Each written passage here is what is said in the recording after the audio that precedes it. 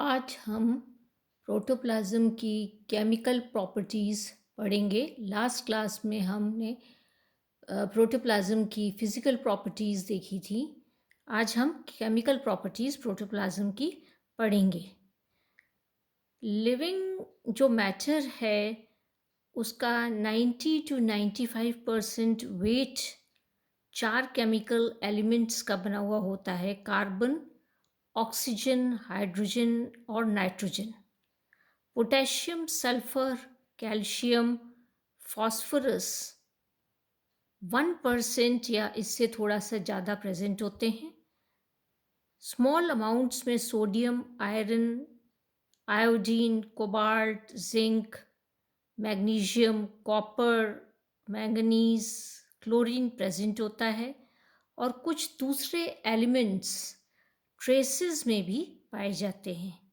Cell में दो प्रकार के कंपाउंड्स होते हैं। एक होता है मिनरल्स या इनऑर्गेनिक कंपाउंड और दूसरे होते हैं कार्बन कंटेनिंग या ऑर्गेनिक कंपाउंड्स। इनऑर्गेनिक कॉन्स्टिट्यूएंट्स जो होते हैं वो एक्सटर्नल फिजिकल मीडियम से प्राप्त होते हैं और इनका ओरिजिन मिनरल ओरिजिन होता है। ये 3 प्रकार के होते हैं: एसिड्स, बेसिस और सॉल्ट्स।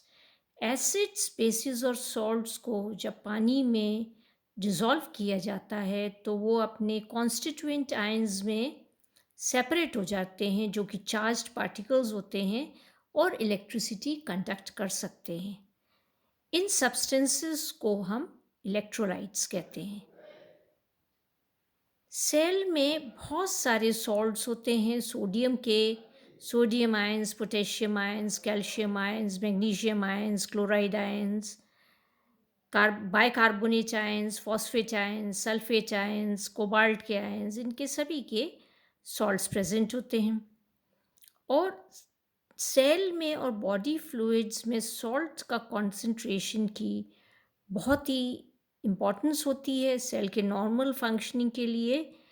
एक कैटायंस और एनायंस का एक कॉन्सेंट्रेशन की आवश्यकता होती है, जो कि नॉर्मल सेल फंक्शनिंग के लिए वो कांस्टेंट होना चाहिए। अगर इस कॉन्सेंट्रेशन में कोई भी चेंज आता है, जो मार्क्ड चेंज होता है, तो सेल में जो फंक्शनिंग होती है सेल की वो एबनॉर्मल हो जाती है और फाइनली सेल की डेथ हो जाती है। बहुत सारे आयंस जैसे कि मैग्नीशियम के आयंस, मैंगनीज, कोबाल्ट, पोटेशियम के आयंस, ये सब कोफैक्टर्स का काम करते हैं और एंजाइम रिएक्शंस में इनकी इम्पोर्टेंस होती है। कैल्शियम आयंस का एक डेफिनेट कॉन्सेंट्रेशन नर्व फंक्शन के लिए भी इम्पॉर्टेंट होता है। नॉर्मल नर्व फंक्शनिंग के लिए कैल्शियम आयंस का एक डेफिनेट कॉन्सेंट्रेशन होना चाहिए। अगर वो कॉन्सेंट्रेशन डिक्रीज़ हो जाता है तो कन्वल्शंस आते हैं, दौरे पड़ते हैं और डेथ भी हो जाती है। इसी प्रकार से जो हमारा मसल कॉन्ट्रैक्शन होता है उसमें भी एक सर्टेन अमाउंट्स में कैटायंस की आवश्यकता होती है, उनका कॉन्सेंट्रेशन आवश्यक होता है। ऑस्मोटिक रिलेशनशिप सेल और एनवायरनमेंट के बीच में मेंटेन करने के लिए इसका कॉन्सेंट्रेशन बहुत ही आवश्यक होता है। नेक्स्ट हम इसमें ऑर्गेनिक कॉन्स्टिट्यूएंट्स देखेंगे। ऑर्गेनिक सब्सटेंसेस वो कंपाउंड्स होते हैं जिनमें कार्बन प्रेजेंट होता है और कार्बन टू कार्बन या carbon to hydrogen links principal bond के फॉर्म में प्रेजेंट होते हैं। 100 डिफरेंट कैटेगरीज ऑर्गेनिक कंपाउंड्स की पाई जाती हैं, परंतु सभी सेल्स में बेसिक 4 टाइप्स के ऑर्गेनिक कंपाउंड्स देखे गए हैं जो कि लिविंग मैटर बनाते हैं। ये 4 डिफरेंट टाइप के जो कंपाउंड्स हैं वो हैं: नंबर 1, कार्बोहाइड्रेट्स। इसमें शुगर्स और पॉलीसैकेराइड्स आते हैं। शुगर्स में जो होती हैं वो मोनोसैकेराइड होती हैं, डाइसैकेराइड होती हैं और पॉलीसैकेराइड होती हैं। तो मोनोसैकेराइड शुगर्स जो हैं उनमें ग्लूकोज और फ्रक्टोज हैं जो हेक्सोज शुगर्स हैं, राइबोज एंड डीऑक्सी हैं जो कि पेंटोज शुगर्स होती हैं, डाइसैकेराइड्स हैं जैसे कि सुक्रोज है, माल्टोज है, लैक्टोज है, और पॉलीसैकेराइड है जैसे कि जाइलेंस हैं जो कि वुड स्टार्च में पाया जाता है, ग्लाइकोजन है, सेल्यूलोज है, काइटिन है जो इंसेक्ट में पाया जाता है, सेल्यूलोज प्लांट सेल्स में पाया जाता है, म्यूकोपॉलीसैकेराइड्स हैं।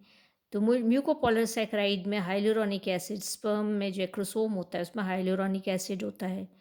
फिर सेकंड कंपाउंड जो है वो है लिपिड्स।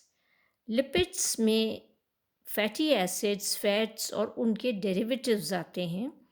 और लिपिड्स जो होते हैं वो 4 प्रकार के होते हैं: ट्राइग्लिसराइड्स, स्टीरोल्स, वैक्सेस और फॉस्फोलिपिड्स। ट्राइग्लिसराइड्स में ट्राइपामिटिन आता है, एग्जाम्पल है इसका। स्टीरोल्स का एग्जाम्पल है जैसे कोलेस्ट्रॉल है।